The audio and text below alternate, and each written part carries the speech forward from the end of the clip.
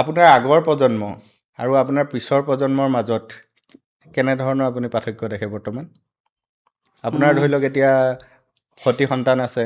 মোৰ আগৰ প্ৰজন্মক লৈ মোৰ একো কমপ্লেইন নাই মানে, আমাৰ আগৰ প্ৰজন্মক লৈ।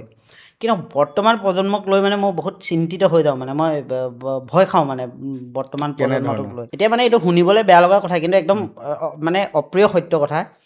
আজিকালি যিটো নৱপ্ৰজন্মটো মানে বৰ ভয়ানক নিচা এটাৰ প্ৰতি বেছি আকৰ্ষিত হৈছে মানে, যিটো বহুত বেয়া কথা মানে। কি নিচা কথা কৈছে? মই ড্ৰাগছৰ কথা কৈ আছোঁ। বহুত বেছি আকৰ্ষিত হৈছে, কিন্তু আমাৰ প্ৰজন্মত কিন্তু ইমানো বেছি এই বস্তুটোলৈকে 90 দশকৰ ল'ৰাখিনিলৈকে কিন্তু বস্তুটো কম আছিলে মানে। মদেই খায় কোনোবাই দৰকাৰ হ'লে, মানে ড্ৰাগছৰ তুলনাততো মই কওঁ মদেই ভাল মানে, বহুত ভাল।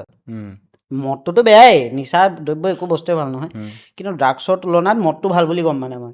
কিন্তু নৱপ্ৰজন্ম মানে খুব এই বস্তুটোৰ প্ৰতি আকৰ্ষিত হৈছে।